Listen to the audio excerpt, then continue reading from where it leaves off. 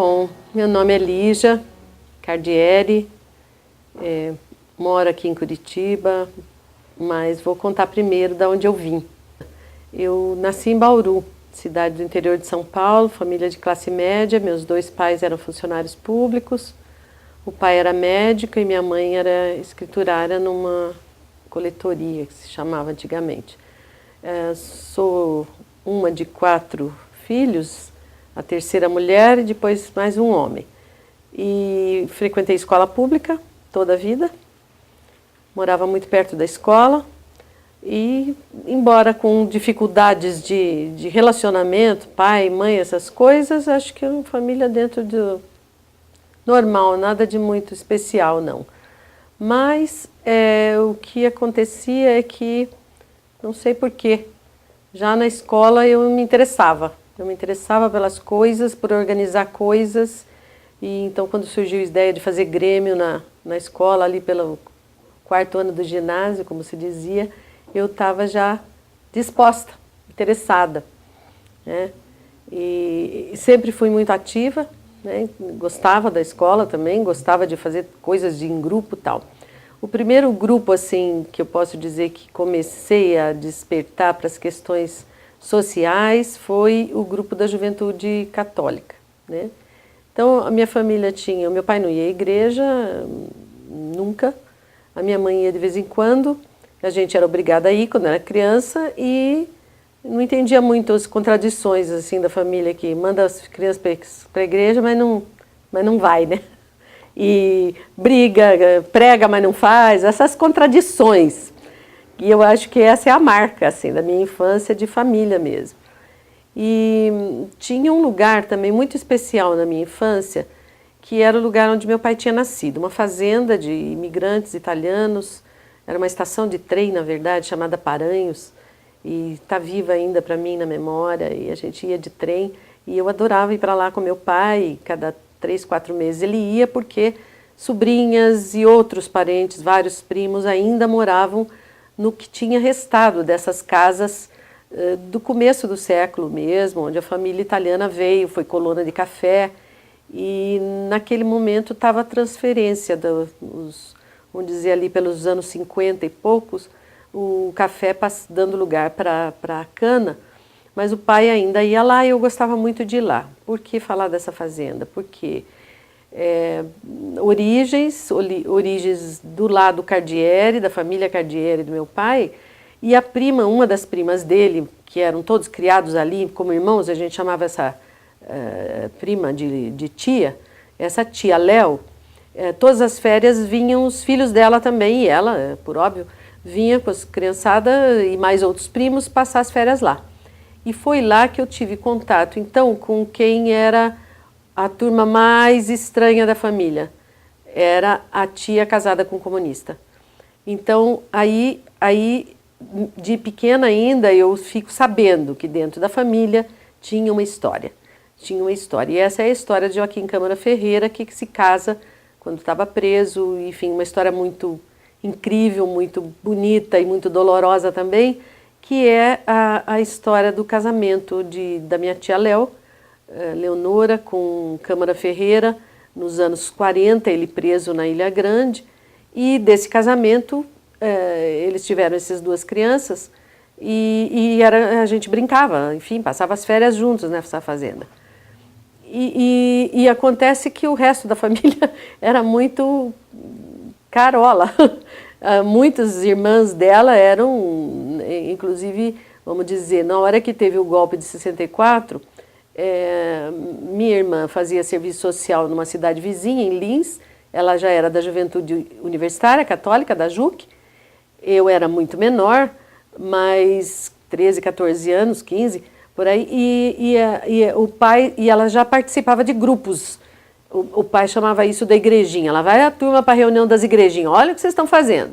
Depois que eu vim saber, era o pessoal que de fato, JUC, já fazia toda a denúncia, a discussão das desigualdades sociais no Brasil. Isso me tocou direto. Então eu comecei com 13, 14 anos a frequentar essas reuniões de JEC, minha irmã estava na JUC, e continuava sabendo que na família tinha uma ala diferente, tinha um grupo né, que morava em São Paulo, nem sempre a gente se via.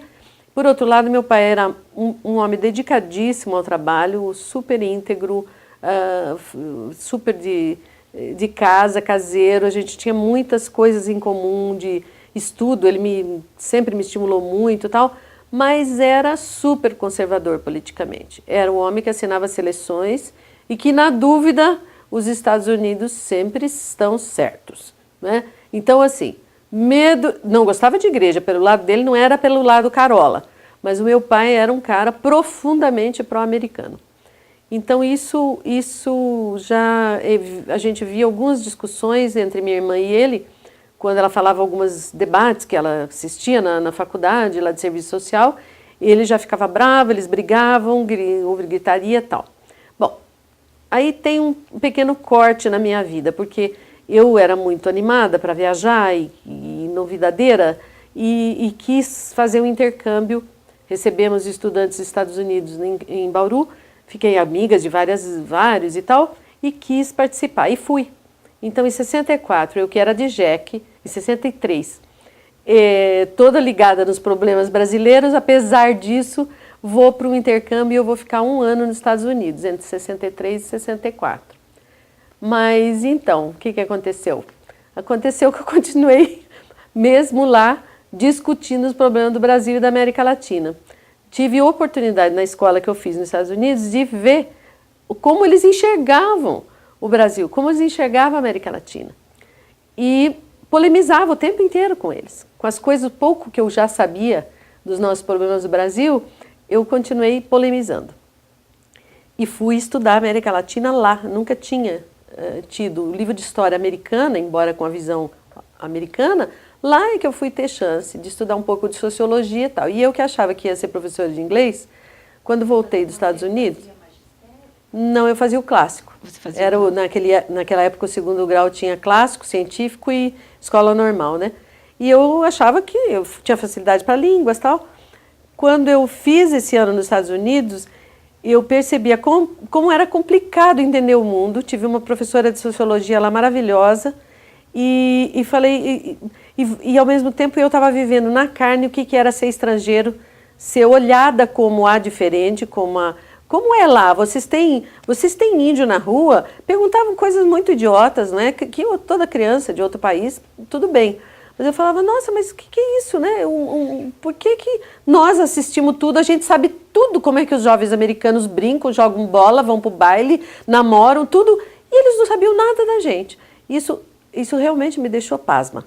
Né? Que eu, uma menina do interior, de uma família, de um lugar muito mais pobre, vamos dizer, do que aqueles Estados Unidos, eu fiquei numa região rica, perto de Chicago, uma família não rica, mas né, que tinha um carrão, enfim, que tinha uma escola maravilhosa e tal, e essas pessoas não assistiam filmes que não fossem americanos, era muito fechado a visão deles, e eu falava coisas do Brasil ou de amigos, tal, era uma surpresa muito grande.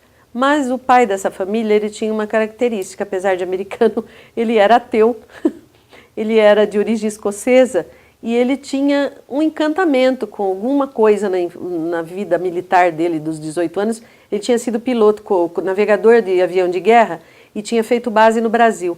Então, por isso também eles abriram a porta, especialmente para o estudante brasileiro. Tinha, então, essas coisas, né?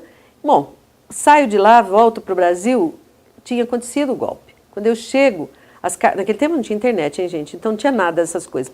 Eu falei uma vez com a família no telefone, uma única. Num ano inteiro. Eram cartas que demoravam 3 semanas para chegar, não é? O telefone era caríssimo, caríssimo, caríssimo. E quando deu o golpe militar que a gente escutou no rádio, foi um amigo americano que tinha um rádio amador no porão da casa dele, que a gente escutou o que era o golpe, o que estava sendo a corrente como é que chama? A cadeia da legalidade, a tentativa de resistência, enfim, no Sul, né, com o Brizola e tal. E aí eu fiquei muito apavorada, porque eu falei, tem coisa acontecendo no Brasil, eu quero. Fiquei muito nervosa, comecei a chorar, e foi aí que a família então falou, então nós vamos telefonar. E aí nesse telefonema eu fiquei sabendo que o pai tinha feito as minhas irmãs e a família inteira ir para a rua marchar com a tradição, né, em apoio ao golpe, e tinha feito fogueira no quintal de casa, e tudo que era material que ele achasse e julgou que era coisa das igrejinhas subversivas da minha irmã, dos cursos de Paulo Freire, que a minha irmã já estava fazendo parte e tal, tudo isso foi queimado, né? Então, essa demarcação do que foi o 64, que eu estava longe, mas, né, a família me informou, quando eu volto, estava a convicção tomada. Eu quero estudar ciências sociais, eu não sabia o nome do curso. Eu quero estudar por aí, eu quero entender o mundo, eu quero entender essa coisa tão complicada que é a política.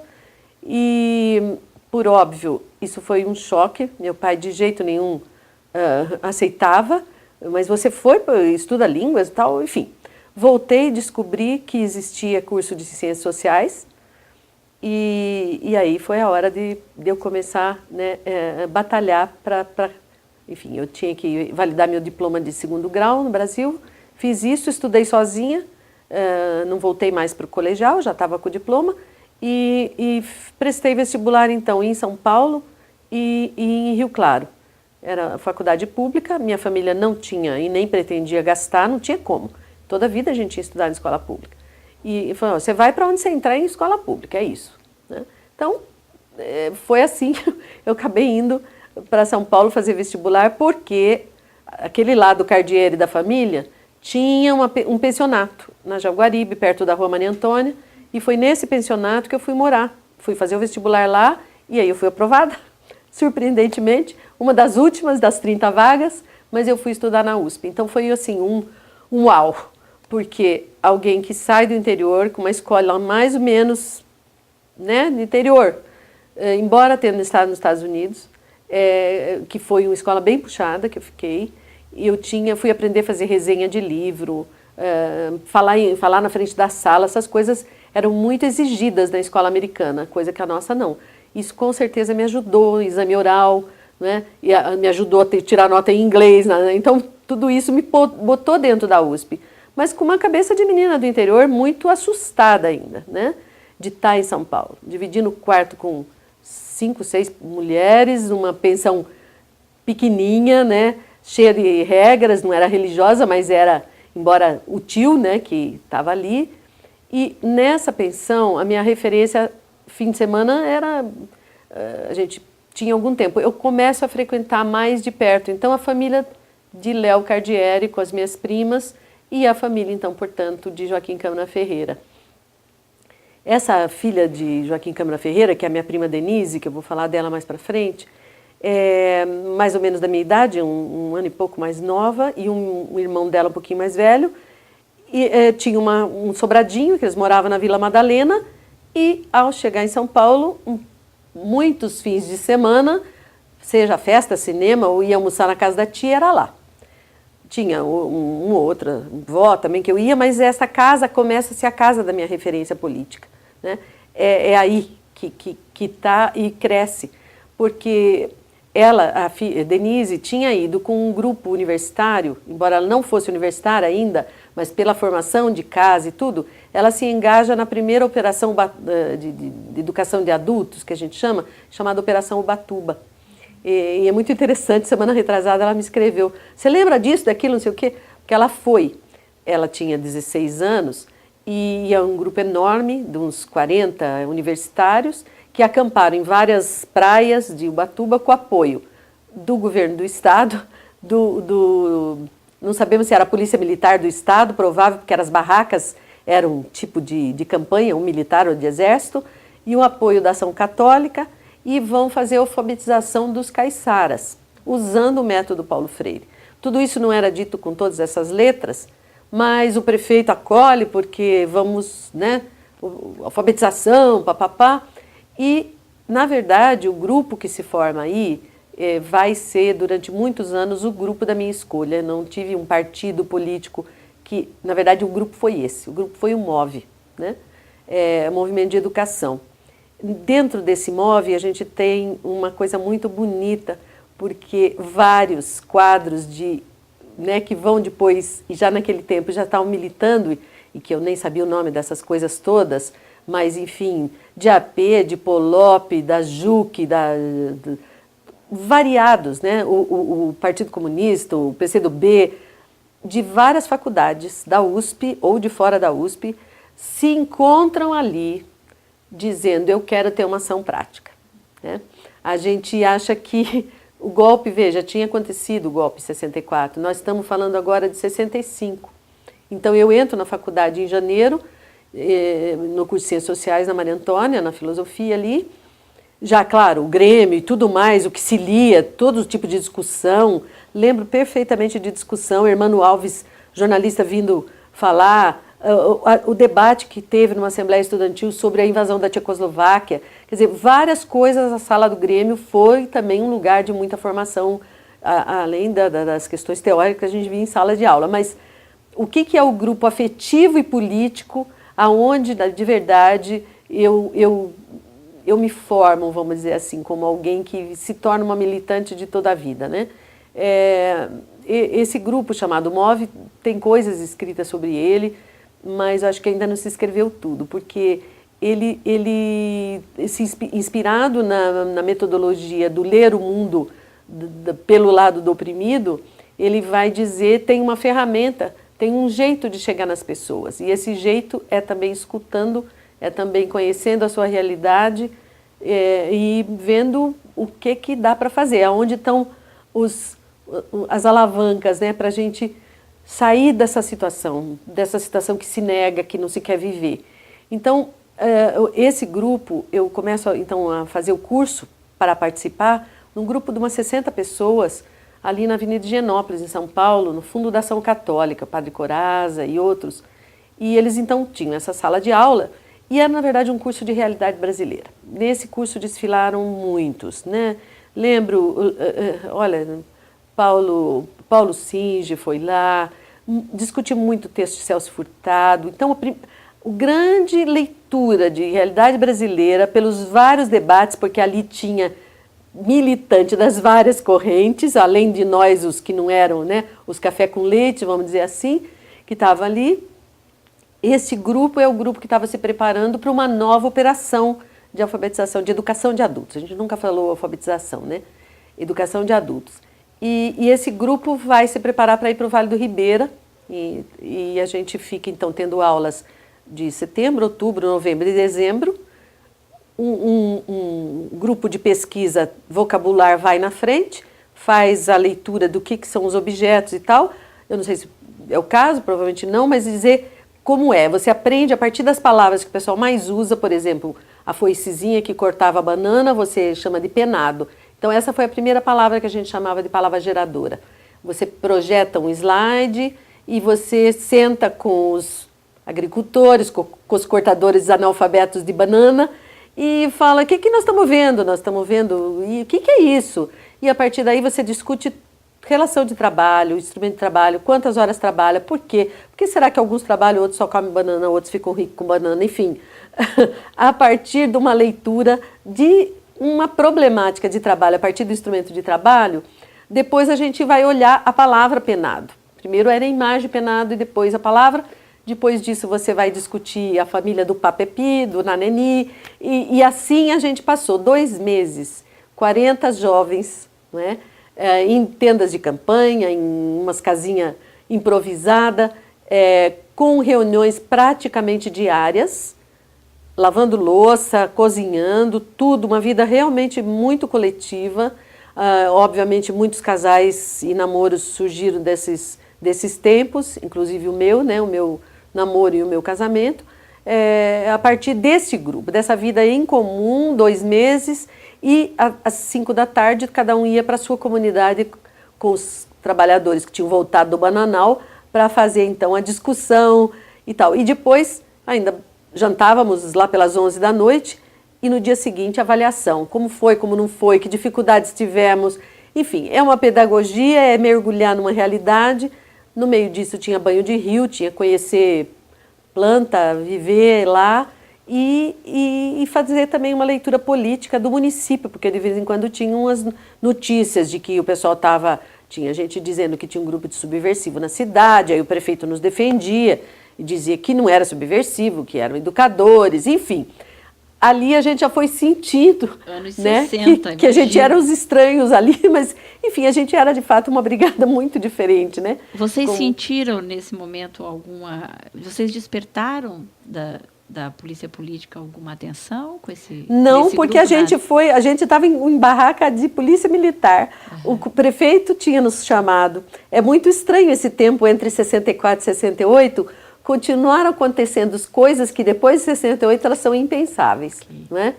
Então, pequenos lugares onde se discutia intensamente política, né? E nessa altura, o que acontecia? Eu ia aos domingos, de vez em quando, na casa da tia, né, da tia Léo e tal, e de vez em quando estava lá o marido dela. Estava lá Joaquim Câmara Ferreira, que a gente chamava de tiozinho. E aí ele perguntava, e como é que está o curso? O que você está aprendendo? O que está fazendo? E como é que está? E não sei o quê. Bom, o combinado era, a gente nunca tinha visto ele, a gente nunca tinha se encontrado. É isso, tá, o compromisso. Então, primeiro compromisso de silêncio em relação a uma pessoa, né, próxima, porque tinha problema. O tio tem problema, não é porque ele é contra os militares. Nessa altura eu já era uma estudante de ciências sociais. Eu sabia perfeitamente de que lado eu estava. Eu não queria a continuidade do governo militar, sabia que não era fácil fazer isso acontecer, mas tinha gente que sabia, e ele era um. Então, quando a gente estava na casa dele, era desde ler coisas que ele tinha deixado, era conversar sobre isso, e quando encontrava com ele, melhor ainda. E ele também me escutava, ele também perguntava. Mas ele não estava, ele estava preso ele e de vez em quando... Ele estava no Brasil absolutamente clandestino em São Paulo. E fazendo algumas outras coisas. Isso, família nunca... Ele aparecia, vinha e saía na madrugada, né? Então, às vezes, ele passava domingo com a família. Teve uma vez que eu me lembro, nós fomos almoçar num restaurante, né? Onde a gente lá se encontrou com ele, né? Então, e nesse e-mail que a minha prima escreveu semana retrasada, ela falou, eu quero te contar, porque ele fez 100 anos agora. Foi a festa de 100 anos de Câmara Ferreira, agora, semana passada. Então, andou circulando várias coisas sobre ele, a família, a memória e tal. E ela me perguntou, você sabe que ele foi me visitar 2 vezes no acampamento de Ubatuba, lá onde ela estava? Veja só, num lugar, né, com tanta gente, provavelmente ninguém... Nome comum, né? Joaquim Câmara Ferreira, nem sei que nome eu usava, com certeza, é o pai e pronto, né? Então, eu acho que isso, de fato... Agora, veja só.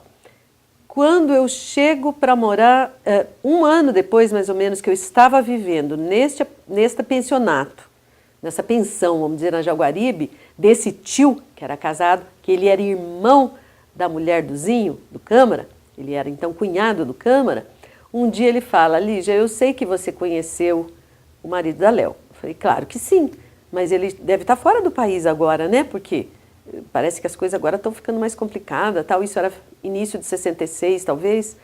E ele falou, não, eu quero total sigilo seu, mas vou te levar para você fazer uma visita. Então, essa visita aconteceu a 2 quadras dali, no apartamento onde ele morava com a esposa, ele dono da pensão, estava dando abrigo, era lá que ele ficou, por mais de 2 anos escondido, antes de poder sair do Brasil. E esta pessoa que escondeu ele era profundamente contrária aos ideais todos, sabia que ele era comunista, que ele era quadro do partido, que ele já tinha ido para a Rússia, essas coisas todas. Ela era uma pessoa, mas a solidariedade da família italiana se sobrepunha a essas questões políticas, né? Então ele foi abrigado ali e eu então tive chance de estar com ele mais umas 2 vezes antes de fato dele sair do país, né? E isso era mais ou menos 66. Mas nessa altura, indo para a Operação Itariri, voltando de lá, já namorando um outro companheiro que era do Partido Comunista também, e mesmo assim eu nunca me filiei e sabia que tinha que ser discreta. Tinha coisa, eu falei, eu vou fazer minhas coisas, tá, bom. Então, a gente não entrava muito na questão do que cada um estava fazendo. O lugar de encontro comum de vários de nós era o MOVE. E era o trabalho legal. Ao lado da Operação Itariri, a gente começou a fazer trabalho nas periferias de São Paulo. E eu, o Toninho, que é o meu marido, né, que foi meu marido há muitos anos, eu fiquei 11 anos casada com ele, pai das minhas filhas. É por ele que eu me conheço, muita gente me conhece como Mendonça, porque eu fiquei muitos anos usando o sobrenome de Mendonça, né? Só faz uns 4 anos que eu voltei a usar o meu de solteira. E então o Toninho e eu e mais uns 2 companheiros, ele sabia operar uma filmadora daquelas pesadíssimas, né, 35mm, uma coisa enorme. Carregava aquilo tudo e nós pegávamos o trem e nós fizemos trabalho durante 1 ano e meio no Sindicato de Perus. E o sindicato era uma categoria profundamente explorada por um cidadão lá na fábrica de cimento, era um dos piores patrões, o pessoal dizia o mau patrão. A gente dizia, mas não existe mau patrão. No capitalismo é assim, né? Então, mas ele era dos piores mesmo. Então, a gente acompanhou também lutas urbanas, uma luta sindical, imagine. Tinha greve lá na Perus e a gente ia, a gente passava a Brecht, a gente levava filme do Viramundo, levava filme do Farcas, discutia Vidas Secas, quer dizer, era uma coisa impressionante, realmente, num tempo que não tinha vídeo, né, a gente sabia que não era só ficar lá levando apostila ou vamos repetir palavra de ordem e tal, a gente acreditava que era importante, que a maioria da população brasileira não conhecia seus direitos, não conseguia enxergar quanto que trabalhava, quanto que era explorada e que a gente queria mudar as coisas, né? E, embora ele não fizesse ciências sociais, ele já era militante do partido há muito tempo e ele tinha um grupo grande de amigos, trabalhava com cultura, com cinema. E então foi a minha abertura para descobrir cinema em São Paulo, para ir para a Cinemateca, para conhecer cinema japonês, toda veio dele. E, ao mesmo tempo, uma pessoa que tinha toda essa bagagem cultural, de leitura intensa, né, era muito disciplinadamente, ele era um militante. E foi, acho que muito por causa dele, que a gente começa a chegar mais perto de dar apoio para os grupos políticos. Então, eu tinha uma militância no MOVE e no movimento estudantil na Faculdade de Ciências Sociais, né? E claro, com 1000 dúvidas na cabeça, mas essas dúvidas a gente tinha um lugar para falar delas dentro do MOVE e dentro do grupo de amigos. Eram 7, 8 casais que se namoravam desse grupo, e a gente começou a ter uma proposta. Nós não queremos repetir a vida burguesa. A gente não quer o individualismo, o consumismo. A gente fez crítica aos nossos pais, nós temos que criar um outro jeito. Nós queremos amor, nós queremos estar junto, mas a gente quer criar nossos filhos e ter uma vida de coletividade. Então, nós vivemos uma fase, acho que dos 4, 5 anos, se preparando para viver em comunidade, aprendendo, inclusive, com comunidades. Teve amigos que foram para o Uruguai conhecer a comunidade que dava apoio, inclusive, aos Tupamaros. Então, a gente teve muitas coisas rolando aí. Nós estamos falando agora já de 67, 68. Nós estamos em plena... o mundo passando por revoltas, luta por direitos civis, luta das mulheres, né? Você tem Argélia acontecendo. Então, essa questão dos direitos dos negros, das mulheres, esse clima internacional que qualquer filme que falar de 68, né, é isso. A questão do autoritarismo, de enfrentamento na França, o maio de 68, chegam ecos disso, mas em primeiro plano sempre esteve para o nosso grupo a questão política do Brasil, a questão da desigualdade, o compromisso de mudar a realidade brasileira. Então, esse pano de fundo, a gente vivia, bebia nele também valores novos, de vamos transar, não vamos transar antes de casar. Isso foi reuniões infindáveis do grupo das mulheres, homem para lá, mulher para cá, e conversa. Tudo isso muito forte e, ao mesmo tempo, a proposta de vamos tentar morar junto. E a gente começou. Eu já estava casada, então, com o Toninho, em 68, esse outro casal. Nós criamos 3 casas, com 2 casais em cada uma das casas, né? Alguns deles já tinham filhos, eu e o Toninho fomos ter filho bem mais para frente, e começam a aparecer outras questões, né? E esse grupo, em parte também, ao lado de discutir, nós vamos comprar um terreno para construir uma casa coletiva, ter um lugar coletivo, talvez de produção coletiva, mas não sabemos, mas de moradia coletiva. E compramos esse terreno na Granja Viana, ali pelos anos 68, final. Começamos a discutir o projeto da casa, quanto de coletivo. Enfim, foi muito forte, mas alguns de nós diziam, pera, gente, vamos parar a discussão da casa porque tem um grupo precisando de apoio. Tem pessoas precisando se esconder, a gente precisa tirar não sei quem. Então, dentro deste grupo, também misturando com o MOVE, começa a surgir gente que já estava numa linha de mais mais risco mesmo, de clandestinidade, e que alguns de nós vão tangenciando, né? Tangenciando, até que um dia chega o pedido para botar alguém lá em casa. E aí, a gente põe, não põe, qual é o medo de fazer isso? Então, muitas vezes escondemos pessoas, né? Amigos que eram da faculdade que não estão mais, a gente sabia que, não sei quem da física já sumiu, se engajou. Está acontecendo, está começando a acontecer outras lutas, falando baixinho. Bom, então, a gente sabia que tinha gente indo para coisas muito mais, vamos dizer, graves, de compromissos muito mais de vida ou morte mesmo, radicais, né? E eu nada de entrar em partido nenhum. E a posição ali do Partido Comunista, onde estava o Toninho também, não era de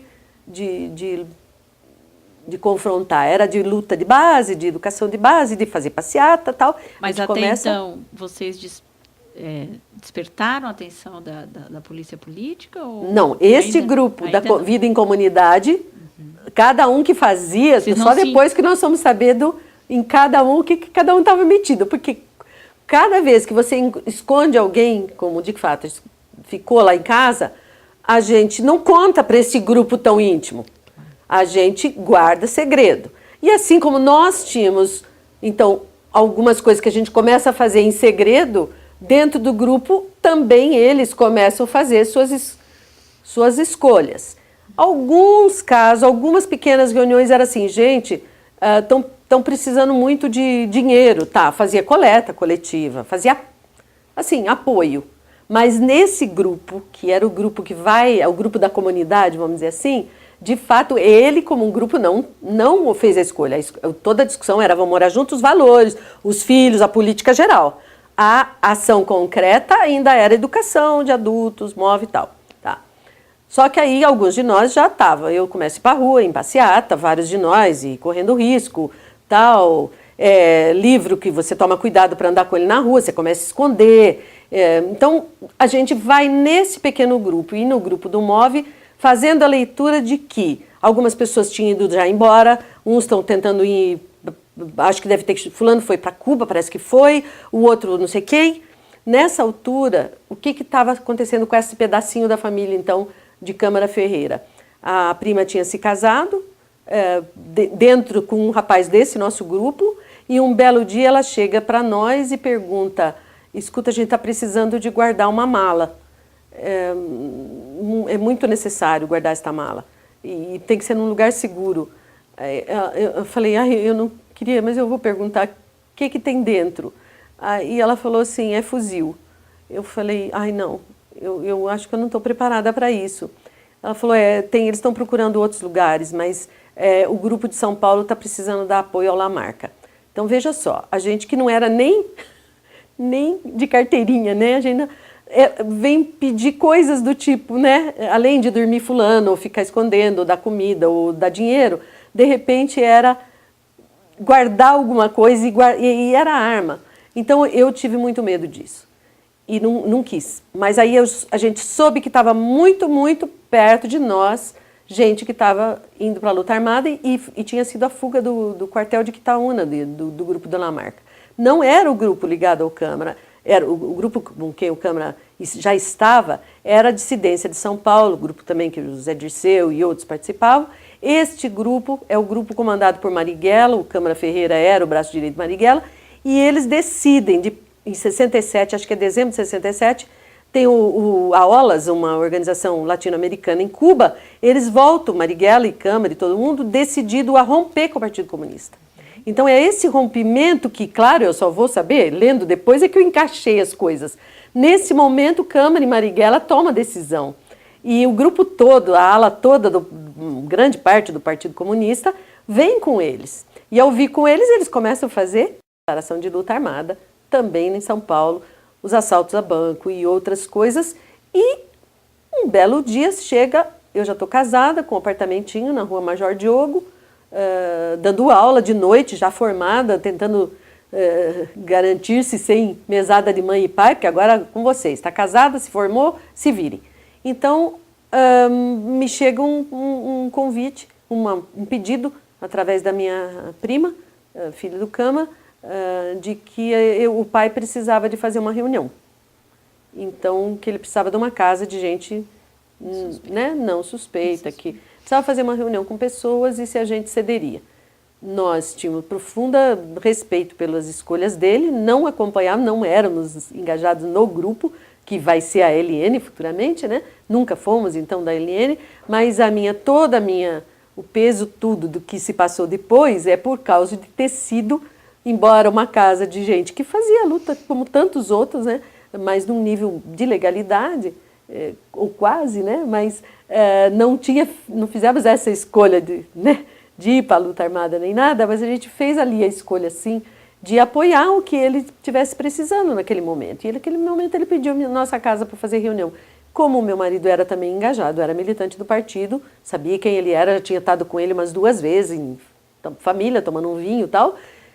Maior respeito, beleza, deixamos a chave, explicamos como é que era. A gente nunca participou de nenhuma dessas reuniões. Aconteceram umas 8 reuniões dessa na nossa casa, nesse pequeno apartamento. Mas numa das vezes a cozinheira depois falou: ô, dona Lídia, aquele pessoal que veio aqui com o tio da senhora é muito esquisito. Um cara negão igual eu. Quer dizer, os cuidados, a moça que então limpava a minha casa não devia ter visto, porque não é normal, era meu tio ir lá, dormir, ficar hospedado, podia. Mas como? Fazendo reunião ainda no meio disso tinha um negão, né? Então, isto é claro que o zelador do prédio também viu, né? Muito bem, mas a gente não tinha total noção de tudo que estava rolando. Isso foi, então, meados de 60 já início de 69. E o que aconteceu nesse apartamento? Nesse apartamento, depois que a gente foi saber, nesta casa, nessas reuniões que aconteciam durante o dia, quando a gente estava trabalhando, enfim, era o grupo de comando que depois prepara e realiza o sequestro do embaixador, né? O grupo que faz o sequestro do Elbrick, do embaixador americano. Então, quando eles botam a mão num deles, que foi o Tião, que era esse negão, enfim, depois da morte do Marighella, que acontece em 69, 4 de novembro de 69, o sequestro foi em setembro, este é o período né, começa a tortura, já existia há muito tempo, mas em grupos, em casos mais isolados. Logo pós-64 houve muitos casos, muitas denúncias naqueles primeiros inquéritos, né? Gregório Bezerra e outros casos. Depois tinha passado um longo período não era uma numérica, não tinha grande número de presos políticos. E os que estavam cumprindo pena, já estava mais acalmado. Quer dizer, a grande velocidade vai ser, depois de 68, né, do golpe do AI-5, né, em dezembro, é que todos os poderes se soltam, né? Todos os DOI, os COD, a integração de todos, e as polícias secretas e as Operação Bandeirantes, e é justamente nesse ano que a LN começa a atuar em São Paulo, com outros grupos, o grupo de Lamarck e tudo, e o nosso tio aí, é envolvidíssimo nesse grupo que vai fazer o sequestro. Então, com a prisão do Tião, entre outros, ele é muito torturado. Das sessões de tortura, ele fala da minha casa, né? Do endereço. E eles começam a tocaiar, a ficar esperando. Em dezembro, a gente começa a ser... eles tentam chegar na gente e tal. Acho que o endereço só foi mesmo fornecido pela volta do dia do Natal. Por quê? Nós tínhamos saído uma semana de férias com esse grupo mesmo, com esse mesmo nosso grupo, que fazia a proposta de vida em comunidade e tal. Nós estávamos em umas férias, um rapaz, amigo americano, estava conosco. Nós voltamos no dia 4 de manhã e o zelador falou: vieram procurar vocês aí. O senhor sabe quem é? Não deu para saber, uns caras estranhos. E isso acho que foi num domingo de manhã e era 1970, 4 de janeiro de 1970. Eles aparecem de novo no fim da tarde e era a Operação Bandeirantes, né? Eles vieram com todas as metralhadoras e esse apartamento tinha um quarto e sala e estava eu, meu marido, que na época com diarreia no quarto, e esse amigo americano na sala. Eu tive tempo de dizer para ele: você vai atrás do meu irmão, você sabe onde encontrar. Falei em inglês. Ele mostrou o passaporte e eles falaram que ele tinha que se retirar, que ele podia sair. Então ele fala, e diga para avisar a tia era a mulher do Câmara Ferreira, que nós estamos sendo presos. E aí eles deram tempo de a gente se catar umas roupas e eles começaram a pegar coisas. Aí na estante, eles raparam a estante inteira, porque tinha quase que meus livros de ciências sociais, né, que considerado todos comunistas, e toda a biblioteca de Moscou, de física, de não sei das quantas, do Partido Comunista, e de autores, visivelmente, esse sim, da biblioteca, baratinhos, né, que se vendia em português e espanhol. Então, tudo isso, juntaram 2 malas e mais um saco, mais não sei o quê, e nós estamos, então, presos, levados para a Operação Bandeirantes, no Paraíso, ali em São Paulo, e lá ficamos 3 ou 4 dias, praticamente em isolamento. Esse período é muito duro de lembrar, não tanto porque a nossa integridade física, claro, você morre de medo, você fica com medo, aí nós tivemos noção mais de perto, porque antes disso a gente estava sabendo de gente que provavelmente foi assassinada, que foi torturada, o Chael, já tinha chegado a notícia, sabíamos que Marighella tinha sido morto, sabíamos, então ali, aqueles 3 últimos meses a gente tinha vivido com medo, mas não tinha ideia de quão perto estava e que a gente estava tão próximo de ser não só preso, mas passar tão perto e ser... Eu hoje considero que, não só... Claro, obviamente, sofri o constrangimento da minha liberdade, sofri muito medo, né? A tortura foi psicológica, foi tirar a roupa, sentar na cadeira do dragão, mas a gente não chegou a ir para o pau de arara, não chegamos a sofrer eletrochoques, porque o que eles queriam era o endereço da família, da tia. E eu tinha certeza absoluta que ele não estava em casa e que a tia também não vivia mais com ele. Isso tudo a filha já tinha me passado. Nessa altura a filha já tinha saído do Brasil com o marido, porque o pai falou, não está mais, a coisa não está fácil, vocês precisam sair do Brasil. E eles já tinham tirado a filha no começo, acho que meados de 69, e é essa que mora hoje ainda na Alemanha.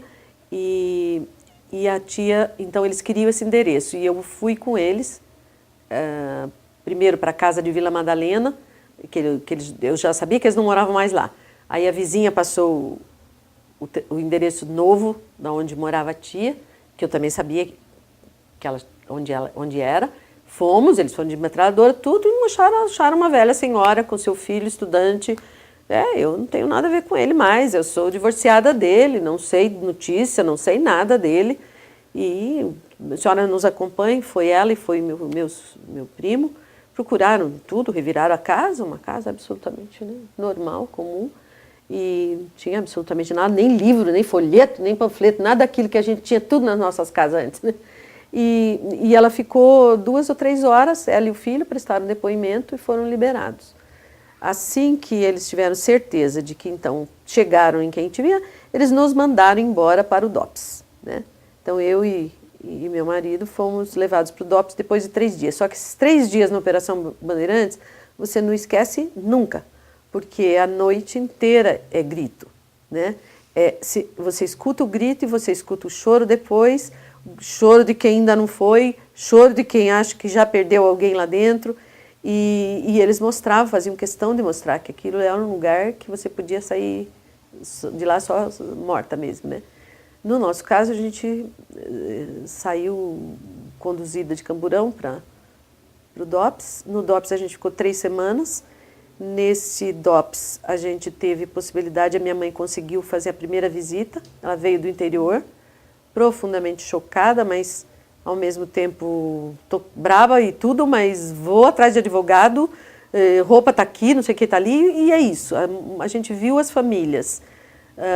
Quem concordava ou não concordava, quase todas. Raros eram os casos de gente, agora você se vire. Todas, de alguma forma, ou pagando advogado, vindo na visita, chorando junto, trazendo comida, ajudando famílias de outros mais pobres que não tinham, enfim. Esse é um outro período, é uma escola também de política, está lá dentro, fiquei 10 meses no Tiradentes. Eu cheguei no Tiradentes em 27 de janeiro de 70 e saí no dia 10 ou 11, não, 10. Eu saí dia 10 de novembro e o meu marido no dia seguinte, dia 11. Mas esse período lá dentro, as mulheres em condições melhores que os homens tinham mais de 2.000 homens, nós no máximo acho que chegou a 60 mulheres. A gente tinha um espaço muito mais razoável de convivência. A gente ficava numa torre, isso está descrito inclusive no livro da Dilma, porque a Dilma era uma das que habitou a torre muito mais tempo que eu, então eu convivi com Dilma, ela na sala 6 e eu no celão, e o celão era onde tinha 12 beliches, e era a turma que dormia mais cedo, acordava mais cedo, cuidava da cozinha, porque a cozinha ficava nessa cela, e era onde aconteciam as reuniões, os cursos, aula de inglês, aula de crochê, discussão política, ensaio de violão, marchas, hinos, enfim. A nossa área de convivência era esse celão. E as outras celas era a turma mais notiva, a Dilma era da turma que dormia 4, 5 horas da manhã, a gente não tinha televisão, a não ser quando foi a época da Copa, que aí a gente começou a ter. E, enfim, a convivência das mulheres, embora cada um também que tinha o seu grupo político muito cuidadoso, sabe? Porque você dali, a qualquer momento, quem tinha passado pela tortura podia voltar para o tribunal, podia voltar para ser testemunha, ou podia voltar para o pau ainda. Então isso aconteceu com várias delas ali, né? Assim como tinha aqueles momentos de grande emoção, que era a turma que ia embora para o mundão, né? Então ir para o mundão era um momento de glória, né? E a gente tinha a nossa música, né? Então minha jangada vai sair para o mar. Então até hoje é uma música que me emociona muito. Então muitas companheiras saíram dali e foram viver no mundão. E algumas foram de novo para a luta, né? Isso é que é impressionante, porque mesmo tendo passado o que passaram, algumas saem dali e vão fazer opção ainda mais radical, né? Como foi o caso da Eleni Guariba, que nunca mais foi vista, né? Uma das mulheres valorosas.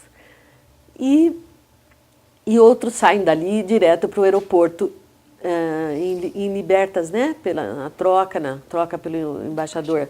Em junho saiu o grupo dos 70 e de lá da nossa cela saiu Dulce Maia, né? Que tinha sido terrivelmente torturada. Me deixou o livro dela de Fernando Pessoa, que até hoje está comigo.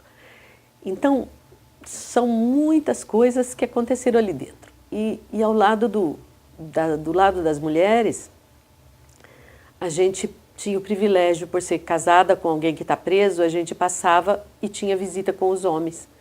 Então, ora, os maridos vinham para o pátio onde nós estávamos e algumas vezes nós fomos para o pátio dos homens. E era um pátio muito maior, eram celas que cabiam, sei lá, 40, 50. Tinha uma cela, acho que onde ficou o Frei Beto, era uma que ficou 70 pessoas, que eles desarmavam os beliches e faziam um jogo de futebol domingo à tarde dentro da cela, de tão grande que ela era, né? Mas tinha que desmontar os beliches. Mas isso está contado num livro incrível chamado Tiradentes, o Presídio da Ditadura. Em algum sebo por aí ainda se acha.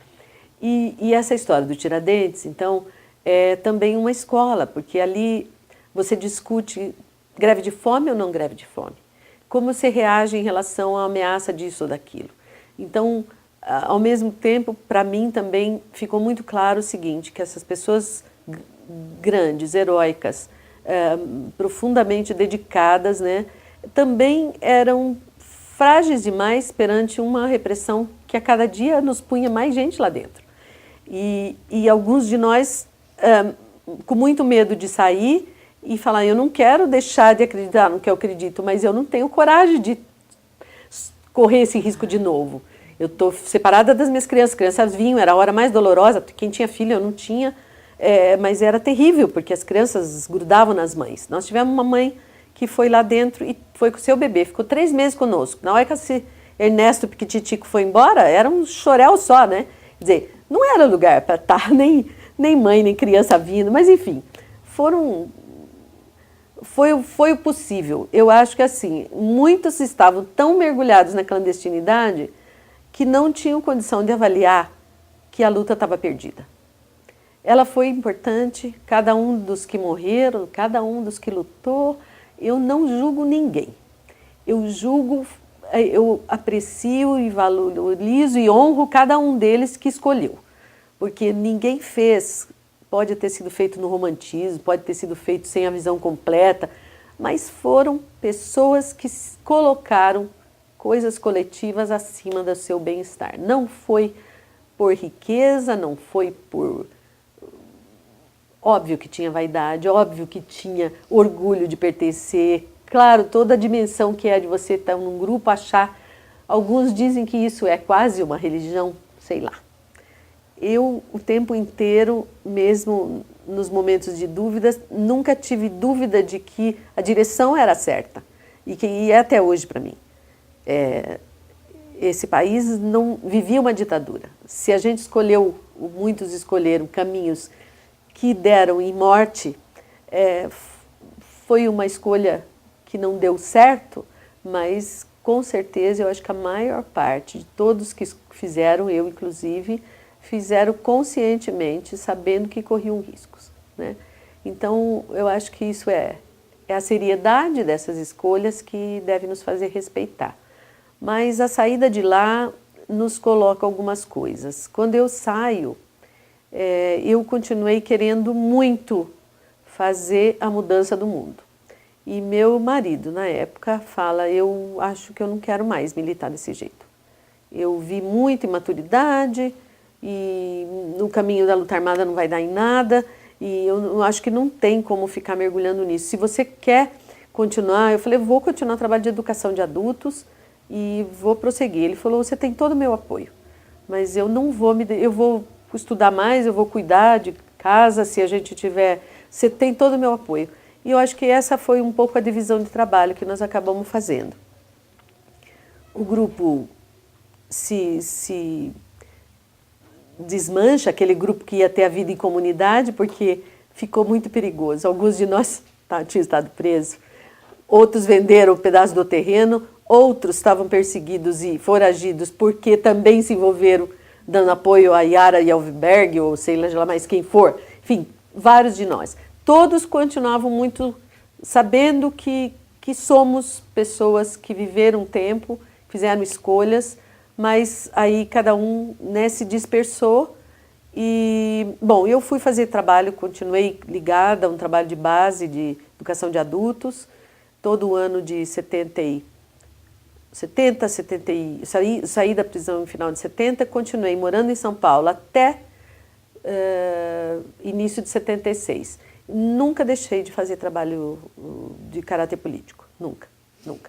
Não tinha grupo, não era mais o MOVE, não era um grupo de bairro, com 2 pessoas que tinham estado na prisão comigo, e a gente fazia educação de adulto. Depois disso eu me engajei num grupo de teatro União e Olho Vivo, que foi um grupo também que pretendia, através do teatro, levar a discussão do que era a ditadura e do que era a possibilidade da gente se organizar. Então, o Cidadão Samba na peça é uma peça do César Vieira, que na verdade era meu advogado de defesa, e de Balpiveta, e através desse advogado que eu descubro esse grupo de teatro e me engajo no grupo. Então, eu nunca me conformei de estudar ciências sociais e estudar os clássicos, nem sempre entendendo tudo, mas era Marx, era daqui a pouco professor Iane e Florestan e tudo mais. Eu falava, eu gosto e quero estudar, quero muito, sempre gostei, continuo gostando até hoje de estudar, mas para mim eu não podia saber o que eu sabia e não fazer. Então eu achava que tinha que aplicar. Então essa questão de ir à luta, de ir à prática, sabe? Eu estava forte o tempo inteiro. E como é que você chegou no Paraná? A partir então, de que ano? Vamos dar esse pulo já, porque daí eu fico nesse grupo de teatro, resolvemos ter filhas, aí tenho responsabilidade com criança, o meu marido formado já na física, dando aula em 3 lugares diferentes de São Paulo, eu em 2 lugares, com criança pequena, foi muito difícil. Eu tinha prestado 3 concursos públicos diferentes, a minha ficha me barrava, porque ia lá, eu estava com processo, eu era uma subversiva, eu tinha processo, não podia assumir nada público. Então, nessa de procura de trabalho e tal, ele tem uma oferta para vir trabalhar como físico no Hospital Erasto Gertner, com um salário muito, muito maior do que o de professor em 3 lugares em São Paulo. Ele vem na frente, em 75, e um ano depois eu e as crianças chegamos aqui, então, em 76. Então, a nossa mudança para cá foi em função do trabalho dele, né? E eu com muito medo de perder minhas referências, minhas poucas atividades ainda, né, de militância política e tudo, mas vamos lá. A gente era sempre foi muito companheiro, E embora do ponto de vista amoroso já não era um casamento assim que eu tivesse certeza de que a gente fosse ficar junto. E a gente veio então para o Paraná em 76, procuramos contatos e nos passaram de um pessoal que tinha uma escolinha coletiva, que é a Escola Oficina.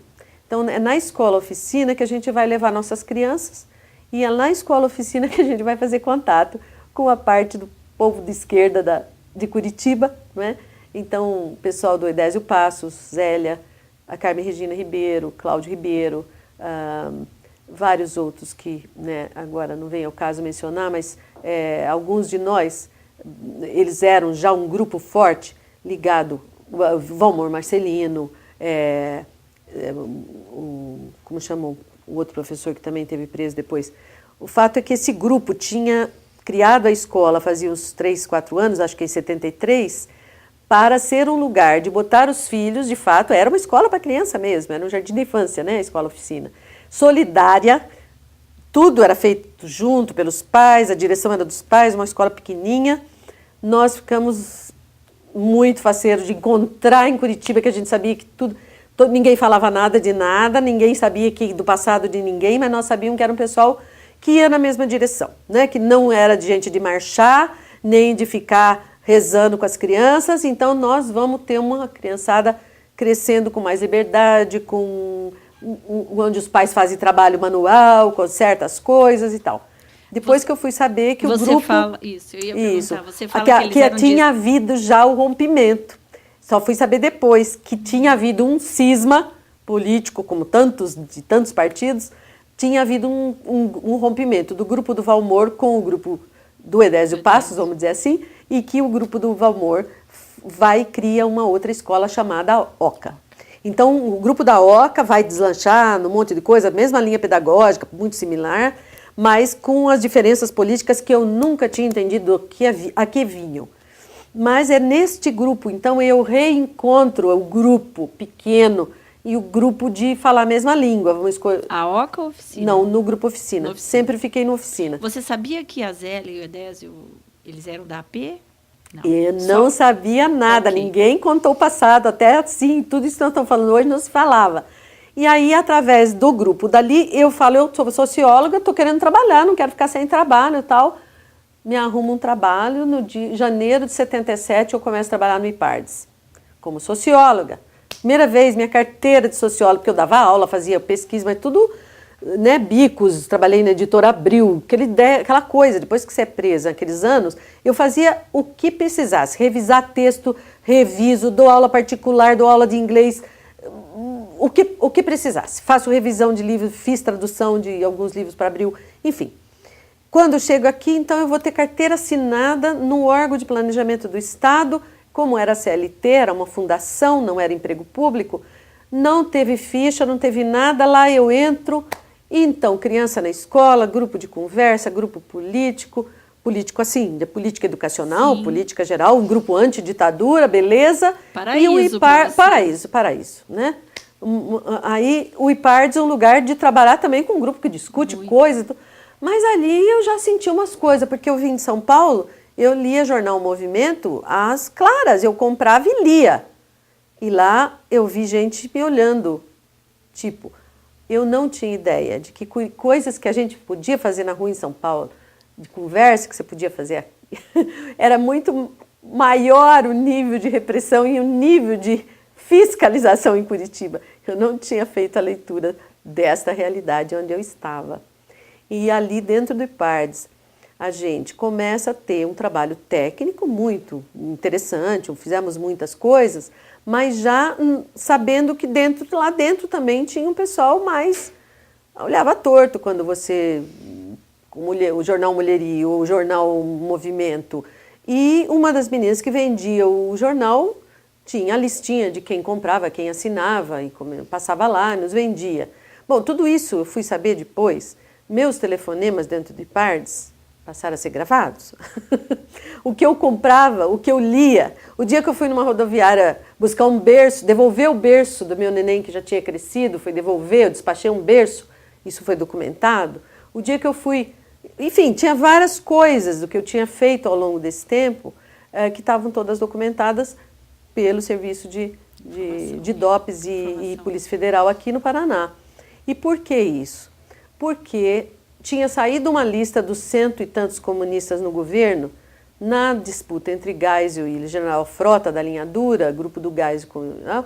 Este pessoal do Frota, eu não sei se já te contaram essa história, Silvia, então você pode pesquisar. Está tudo no arquivo público aqui do Paraná.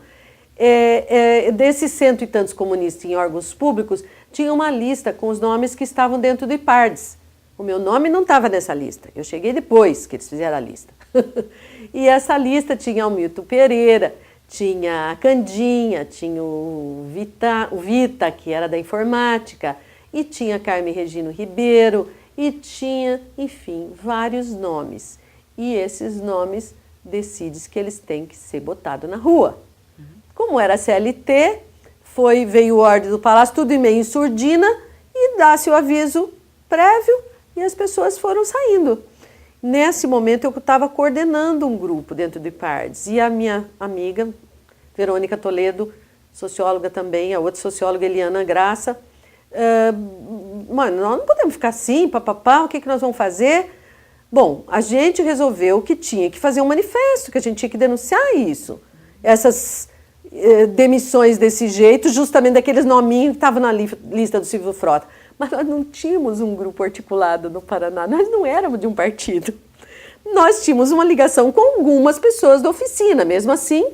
Bom, com essa mexida que a gente fez, o que a gente fez? A gente denunciamos isso num dos eventos mais concorridos da SBPC na PUC em São Paulo, daquele ano, em julho, no mês de julho. A partir daí, eu, Eliane e Verônica fomos grampeados, né, acompanhados todos os dias. Né? E a minha ficha chega de São Paulo. Então, chega como sendo a articuladora que veio para o Paraná para fazer acontecer o que eles já tinham noção, já havia uma fiscalização em cima da OCA e da oficina. Eles eram nomes sabidos, conhecidos. Eles vão juntando tudo isso, todas as fichas de gente que tinha da OCA, da oficina. De repente, ali, na ideia deles, porque isso nunca aconteceu, eu teria vindo, inclusive, para rearticular uma série de coisas no Paraná. Não foi o caso. Eu era apenas mais uma militante de causas genéricas, não tínhamos grupo, não tínhamos nenhuma articulação. Só tinha tido essa pequena articulação. Nós 3 mulheres levamos esse dossiê lá para a SBPC para denunciar o arbítrio dentro de um órgão público do Paraná. E isso veio toda à tona de novo. Aí eles passaram a me seguir, eu comecei a ser ameaçada, eu comecei a receber cartinha do Comando Comunista, ameaças, de noite, madrugada, você não perde por esperar, nós vamos te pegar. Eu comecei a dar aula, aí eu fui mandada embora do IPARDES no comecinho de outubro, junto com a Verônica e a Eliana, nós 3. O projeto não vai mais andar, nós estamos dispensando. Nunca disseram que era político. E como tinha gente que achava que era hora de ficar quieto e não falar nada, também ninguém fez. Mas não fez ali dentro, porque houve reações, houve denúncias na Assembleia e tal. Acontece que isso só vem à tona quando, de fato, eles cometem a prisão em março do ano seguinte. Então, no dia 17, acho que é março ou fevereiro, agora esqueci. Acho que é março. Nós fomos presos aqui no Paraná, então, primeiro a escola foi quebrada, invadida, roubaram muitas coisas lá dentro, fuçaram biblioteca, arquivo, naquele tempo não tinha computador. Levaram algumas coisas, era principalmente ameaça mesmo. E isso tudo, nessa altura, eu já estava se separando do marido, estava com outro companheiro, e eu comecei a dar aula na faculdade espírita, e eu fui seguida inúmeras vezes naquela estrada, e percebendo o que estava acontecendo, tal, foram meses de muito medo. E finalmente, na manhã do dia 17 de março de 1977, a Polícia Federal então me levou, eu estava na casa desse companheiro, Geraldo Vaz, e ele teve, claro, condições de saber que eu estava sendo levada. E quando eu chego, não tinha muita ideia quem que eu ia encontrar lá, a gente ficou preso ali na Bodino do Amaral, na sede da PF, né, que era ali, acho que não é mais, ficou muito tempo ali. E lá eu vi duas bolsas de mulher, na hora que foram me tirar as coisas, roupa para revistar e tudo, eu reconheci a bolsa da Ana Lang e da Bernadette. Então, foram 11 pessoas, existe um vídeo no YouTube, inclusive, sobre os 11 de Curitiba, que não pega toda essa questão do conteúdo político, é muito mais o que foram esses dias lá, como é a vivência dentro de uma cela, o que você fica fazendo, no que você pensa, enfim. E aí eu fiquei 5 dias. O último que saiu, acho que foi o Edésio no domingo de Páscoa, ficou 7 dias. Os demais foram da OCA e da oficina, juntando os 11, acho que 7 e 4, acho, foram. E eles queriam, porque queriam que a gente confessasse que as duas escolas eram fachada de grupo político. Que a gente usava as escolas para se organizar, para fazer outras coisas. Mas a escola era um lugar para conversar de política, claro, mas para a gente se encontrar, para a gente se manter vivo, politicamente alerta, mas a escola era para fazer educação infantil. Né? As duas escolas eram isso, davam muito trabalho. Eu fui coordenadora pedagógica um tempo, mas com isso, com essa prisão, veio à tona como que o ranço do que estava sendo desmontado dos aparatos de repressão em outros estados, como que no Paraná ainda estava vivíssimo. Acho que foi a primeira grande operação assim, de visibilidade contra um grupo que não é um grupo que está lá, né, armado, não tinha nada, era um grupo... E que teve uma repercussão... Claro, uma repercussão que foi para a Cúria, foi a primeira vez... Não, acho que a primeira vez tinha sido... A Cúria foi alertada por o sequestro de uma estudante, da Juracilda. Seria muito bom se vocês conseguissem entrevistar ela, né? O Carlão, fotógrafo, também foi sequestrado. O grupo que sequestrou a Juracilda dizia que era representante do Fleury aqui no Paraná, que ela estava sendo levada para lá. Nesse momento, a Comissão de Direitos Humanos já estava se organizando na Cúria, né? Wagner D'Angelis, tal, Lafayette Neves sabe um pouco mais dessa história. Eu sei que por causa dessa primeira rejuntada desse grupo de direitos humanos, quando acontece a nossa prisão em março, foi muita gente. Foi 300 pessoas se reúnem, houve um protesto, sai crônica em Jornal do Rio falando Jardim da Infância, tirando sarro, ironizando o Jardim da Infância. Veja, inclusive. Né, então há muita coisa agora. Marxismo no Jardim da Infância. Isso, marxismo no Jardim da Infância. O menininho fazendo a cartilha com a empregada em casa, né, catequizando ela para se rebelar contra os pais, o salário. Enfim, teve ironia sim, mas teve o fato de que, de novo, a gente interrompido o trabalho, a gente passou profundo medo. Antes deles me pegarem na manhã desse dia 17, eles foram lá na minha casa, onde estava meu marido com as crianças, e entraram armados com metralhadora, babá, não sabia o que fazer, tremia, as crianças chorando, carregaram livro, carregaram objetos, nem os que a OBAN pegou, nem os que foram pegos aqui, nunca foi devolvido. Quer dizer, além disso, no meio disso, de quebra, se leva objetos, se rouba, se apropria de coisas que não tem nada a ver com pesquisar provas de nada, né? E tudo isso, a repercussão que teve permitiu uma soltura rápida, mas os efeitos se prolongam por muito tempo. De novo, eu fui mandada embora no dia seguinte, claro, da prisão, eu não era mais professora da Espírita, né? Minha carteira devolvida com 2 meses de trabalho, e fica por isso mesmo, não tem, quer dizer, te expõe as fotos minhas, tirado do meu quarto, nua, grávida, da minha filha, que era para uso íntimo, bota em jornal. Quer dizer, a tua privacidade é absolutamente devassada, né? E esse grupo, que na verdade nunca foi um grupo de ação, de nada junto, a não ser fazer essas escolas que eram escolas infantis. Então isso, de novo, foi muito forte. Eu fiquei muito tempo, de novo, sem trabalho. Muitas pessoas me ajudaram com tradução, com freelance, com bicos, até que em 81 eu passei a trabalhar na saúde. E aí foram anos de final da ditadura já, né? Então, você nunca pensou em sair de Curitiba ou do país? Não. Não era uma opção. Tive oferta, tive proposta. A família americana, por exemplo, com quem eu tinha morado, depois de 87 eu cheguei voltei e volto ainda frequentemente a vê-los, e eles diziam, mandava carta, venha nos visitar, você pode ficar quanto quiser. E assim, a prima da Alemanha, olha, a gente nunca sentiu que fosse, A gente sabia que a vida estava difícil aqui, mas a gente já sabia como era difícil viver no exílio. Você já tinha... A gente nunca foi clandestino, então a gente não teve essa coisa de ter que ir porque... E talvez porque você já tenha tido a experiência de ser estrangeira em algum lugar, né? Não, acho que não foi isso. Acho que mais a ideia. Primeiro que a gente tinha muito serviço ainda aqui. Para mim sempre foi isso.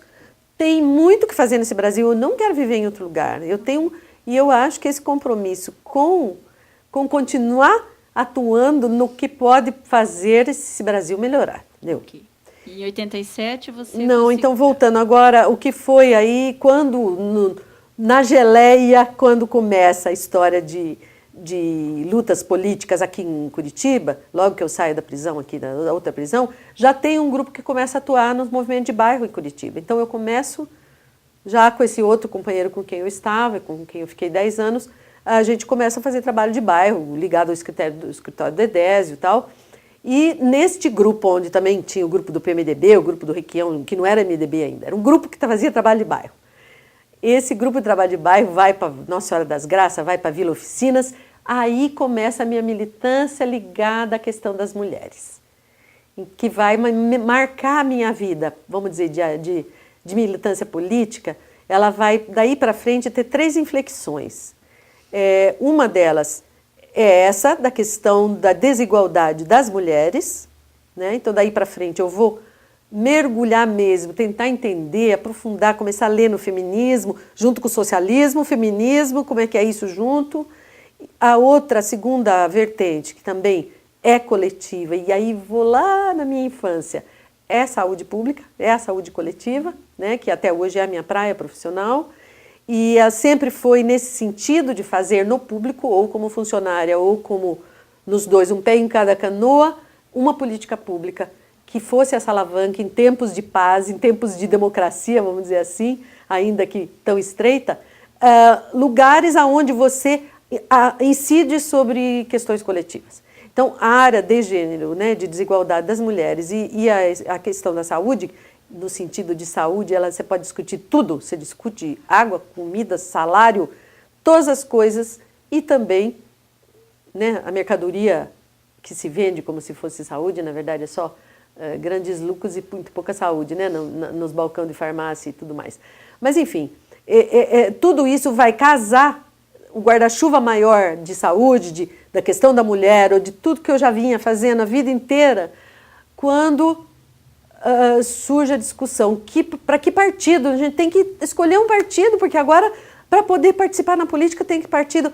Aí eu nunca fui de partido, eu nunca assinei ficha nenhuma, eu vou ficar assim mesmo, vamos deixar escutar, eu vou continuar militando desse jeito, nunca teve partido, por que tem que ter? Bom, mas vamos que vamos, um monte de gente que teve lá no Tiradentes, aí são os amigos de todas as épocas, de quase todos os lugares, a maior parte deles acabou somando dentro do PT. E eu aqui, junto com o grupo que estava nos bairros, que frequentava também essas pessoas que eu já mencionei, a Zélia Passos, Carminha e outras, vamos para Massá Barro, filiar gente, fazer reunião.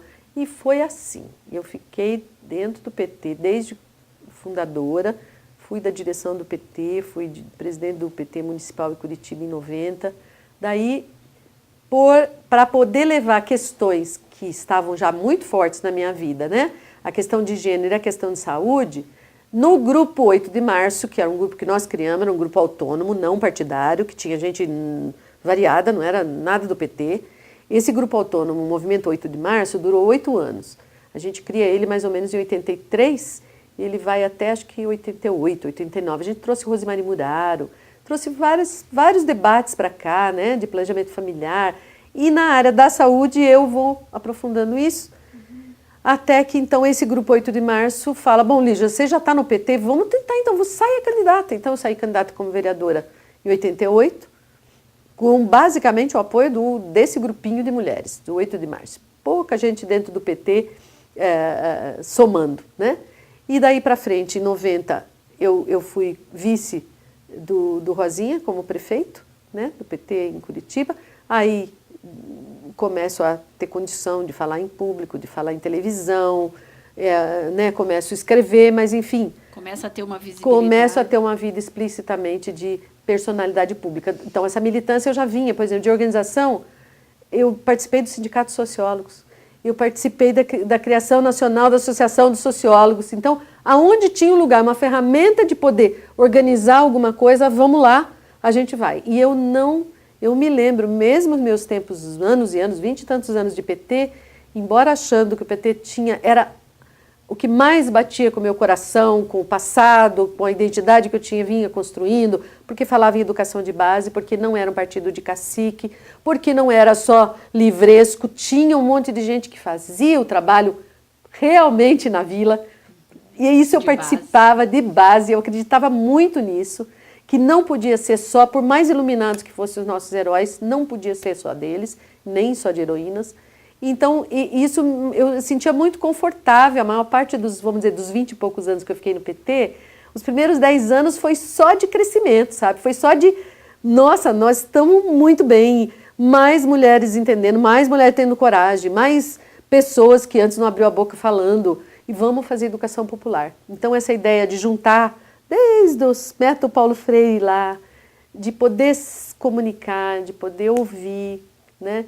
De falar de maneira simples. Eu acho que eu sou, antes de tudo, eu deixei mesmo, várias vezes tateei de novo, vou fazer mestrado, mas entre ir para a academia e a prática, e o que precisava, com o que eu já escrevo, eu já posso multiplicar tantas coisas. Vem você falar para mim, você da academia, vem, depois eu traduzo isso, depois eu multiplico isso. Então, essa sensação de que eu podia ser um elo entre uma coisa muito necessária, com certeza, embora tenha coisas horrorosas dentro da academia, mas necessário fazer pesquisa, aprofundar, tirar limpo conceitos e tudo mais. E, então, assim, eu acho que eu tentei a vida inteira fazer um trabalho com sentido. E eu acho que isso, eu fico muito feliz, porque olha, muito poucas vezes eu levantei ou fui dormir achando que o dia não valeu a pena. Tinha sido perdido. Sabe? Ou que aquilo que eu fiz, claro, não devia ter feito isso, mas aprendi que não é para fazer isso. Esse dia eu aprendi isso. Tá? Então, essa sensação de que em grupo eu gosto de trabalhar em grupo. Eu gosto de trabalhar na área pública. E eu consegui enxergar também que grandes coisas que a gente fez dentro do PT, embora dentro do PT, que havia gente fazendo coisas boas, necessárias em outros lugares. Eu minimizei sempre. Eu mesmo, quando eu fui para o meu sindicato, fui fundadora da associação e fundadora do meu sindicato, Sindisaúde, onde eu estou até hoje, filiada. Fui da direção, muito tempo, fui da formação, enfrentei muita barra por causa disso, deixei, muitas vezes, 2, 3 vezes ofereceram o cargo comissionado, eu não peguei porque eu não podia ao mesmo tempo estar levando a questão das lutas nossas, né, do servidor da saúde, enfim, tantas coisas que a gente precisava, e do SUS principalmente. Então a luta do SUS eu abracei desde o primeiro momento, e é nela que eu estou até hoje. Então ela, que está tão imperfeita ainda, esse SUS, para mim representa isso, é a política pública mais abrangente, mais solidária, mais perto do socialismo que eu conheço. Mais democrática. Mais democrática. Acho que com participação popular. É a democracia, né, que você pode tocar, né? Cristã. Está toda amarrada nas leis, né? E tem gente, até assim, é um dos temas que atravessa vários partidos mesmo, porque é difícil o pessoal se posicionar contra, embora muitos também se utilizem do SUS para fazer, né, atendimento dos planos privados, que a gente sabe, combinar o privado com o público, sempre deixando o ônus para o público, né? Tem esse consórcio, né, que não é muito... Mas você fala do PT, e hoje? Qual a sua relação com o PT? Então, essa é uma coisa que já foi doída, agora eu posso falar sem chorar.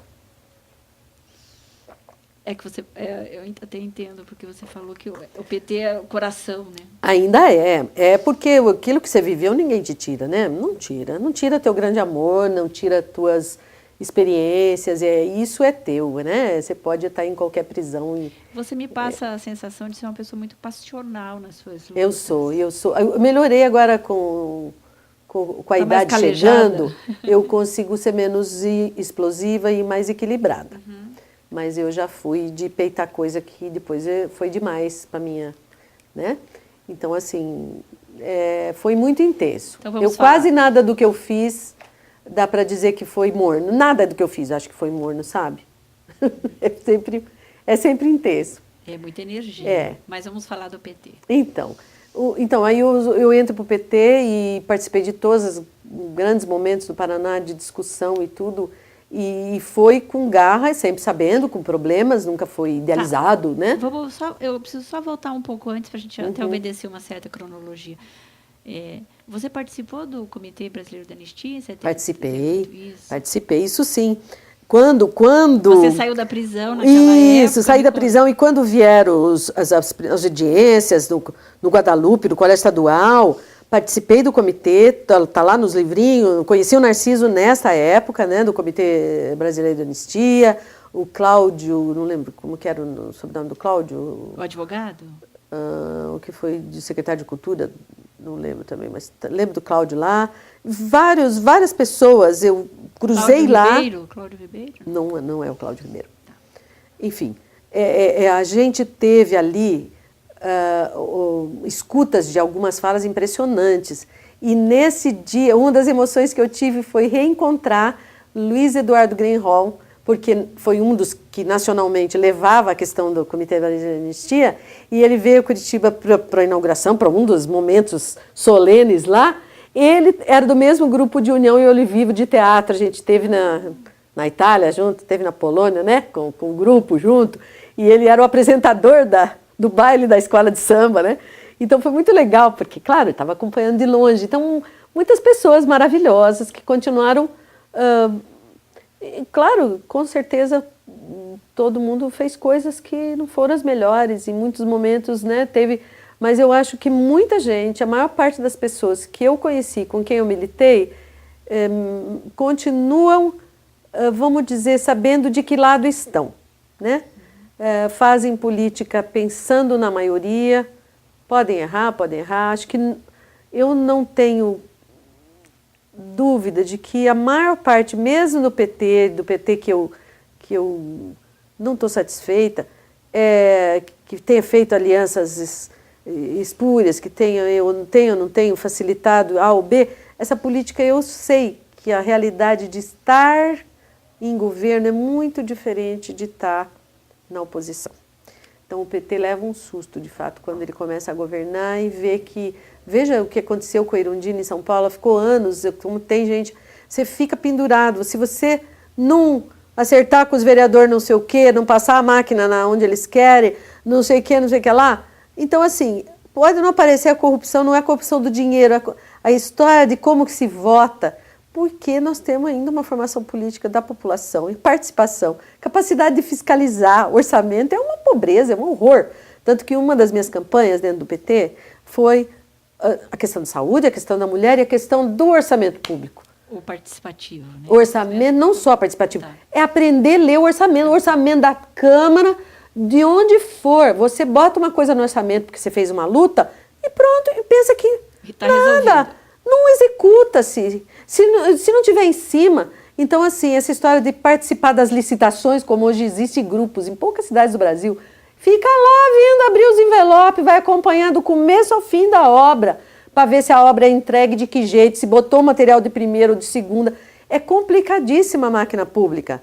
Em parte porque ela está toda corrompida desde Dom João VI no Brasil, né? Quer dizer, então, acho que assim, educação política precisa tudo ainda, tá? Então, nós estamos longe de ter atingido. Nós estamos há 20 e poucos anos da ditadura, mas nós estamos ainda engatinhando na construção desse Brasil que a gente sonhou, né, nos anos 60, lá na minha juventude. Eu digo, quando o pessoal fala assim, mas isso vai, Lígia, pelo amor de Deus, vai demorar uns 3 anos. Eu falei, escuta, não tem dia de desanimar, não. Eu comecei a militar com 15 anos, não desanimei ainda. Vamos lá, gente. Tem que fazer. Demora para dar fruto. E o PT significava isso, a gente fazer em grupo e fazer dentro de um programa maior. E eu acho que isso é um pouco o que as pessoas estão sentindo hoje, essa falta. Então, quando que eu deixo o PT? Eu começo a ficar insatisfeita, fui para as correntes mais à esquerda dentro do PT, mas eu sempre tive muito respeito individualmente por pessoas também dentro do PT, então não vou generalizar. Mas quando o governo Lula assume, eu estive em Brasília, eu me emocionei, mesmo sabendo que já ia muito mais suave do que a gente gostaria, mas eu acho, passados esses anos todos, eu percebo o seguinte: talvez tenha sido o governo possível e que a Dilma seja o que vai avançar mais do que foi possível naqueles anos. Porque tudo cercado, era tudo... sei, teve falhas individuais, deve ter tido gente que se desvaneceu com o poder, com concessões e tudo, mas no geral acho que mesmo coisas, alianças mal feitas para poder atravessar períodos... Eu me posicionei de cara contra a tal da reforma da Previdência. Quer dizer, um monte de coisa que a gente vinha durante 20 anos dizendo contra, eu quero uma auditoria da dívida externa, queremos auditoria da dívida externa. Não tem dinheiro para a saúde e educação, por quê? Isso é uma bandeira importantíssima. Todos nós tínhamos que saber por que nós temos que pagar uma dívida que leva mais de 40% de todos os impostos brasileiros. Mesmo todo mundo na televisão, esse tempo todo agora, que reclama de tudo, que saiu na rua, a turma que foi em junho na rua, beleza, bate palmas. Claro que no meio disso vai ter gente que vai para cá, para lá, fazer, né, tudo coisa que pode não dar em nada. No geral, o principal é não se acomodar. E esse fazer alguma coisa, gente, não precisa black bloc. Sabe por que não precisa?